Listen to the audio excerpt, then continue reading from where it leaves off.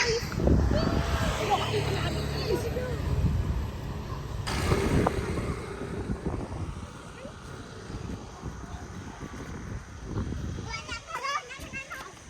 Harap ka naglibe?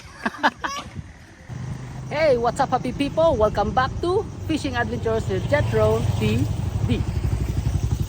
Okay guys, so andito po tayo ulit sa Panawon, Barangay 2, Sipalay City. Yan, kasama kong mga bata. Ayan si Bibi. Yan ang taga-bantay ng bahay doon. Sila ni si Alex, andun sila sa may Tiangge. Kasama si Makoy. Minom muna ng soft drinks. Okay, so dito tayo sa tulay. Ang ganda ng spot natin guys. So yung mga tropa, ayun, si Mark Lloyd at saka si Makoy nagpapalamig-lamig muna. Yan. So ang ganda ng pwesto natin dito guys. Medyo makulim din na yung ang panahon. So, pero mas maganda para makulimlim, hindi mainit. Itong daan na to papunta dun sa taas sa mga resorts.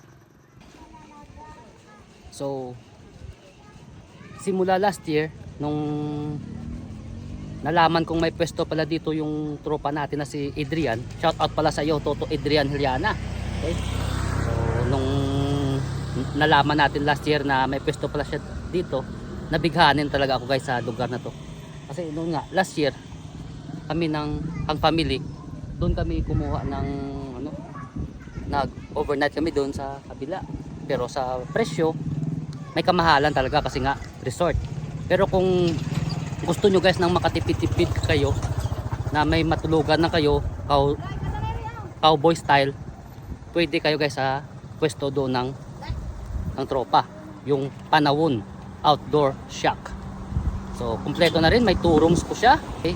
So yun po yung ano natin sa may pwesto ng tropa. So pwede nyo siya ma-message PM sa Messenger sa kay Adrian Hiliana o kung sa kay Alex Floyd.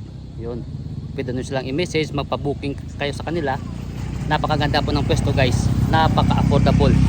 Malapit kayo sa tindahan, malapit sa bilihan ng isda, harap din mismo ng dagat. Okay? So ayaw magkita-kita tayo dun guys. Guys, fish on tayo guys. Ano kakita namin guys.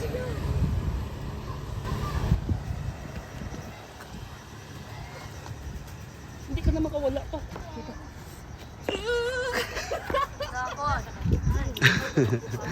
Very good. Selakyan na. Morning. Kamu na. Oy pa, bago pa lang.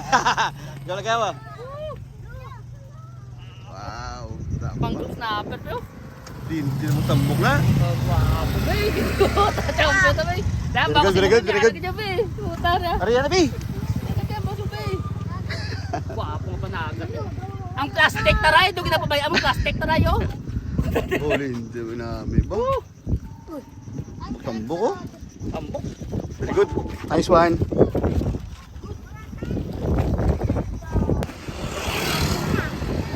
Ha? Ito siya makapuy amig. 3-port grind. Ah, 3-port. then, 3-port. oh, wow. Ang Sunod sa plastic rin. wow. Plastic grind. Dungo ka man ray.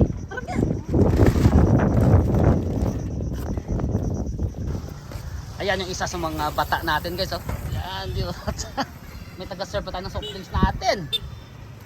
Toto Ryans on the move. What? Ano yan? Uy, di mo. Imo ya. Oh, tiyo pa thank you. Okay guys, so sayang, inabutan naman tayo ulit ng ulan. Pero at least nakakuha tayo, nakaisa na tayo guys ng ano. Lakas na. Una na kayo be. Lumakas na guys. So, babatakin lang natin to. Oh, sige lang. Pa pala. Ganda ng kuha guys ng bata natin, no? First catch. 1 kilo net. 1 kilo net.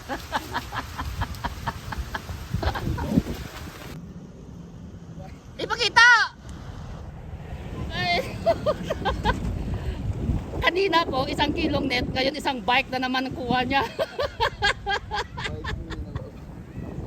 Okay guys, so wala na.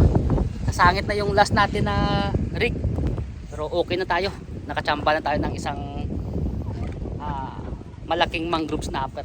Panalo na tayo guys. Okay, so kasama ko yung mga bata. Yan, si Bebe. Hi Be! Okay, so hanggang dito lang po muna guys yung video natin para sa araw to. I hope nag-enjoy po kayo. So pag makapasyal kayo dito sa Minas Palay, ito yung isa sa mga magandang spot na pwede nyong maka bottom fishing na kayo guys. Okay, so don't forget, spread love and always be happy. Bye. Okay guys, so ito po yung nasamban kanina. Good size na panagat. Good size na mangrove guys. Nalo. Okay. So dadalhin ko lang to sa bahay. Para at least may meron tayong pang ano sa kanila doon sa bahay. Hindi tayo zero uwi.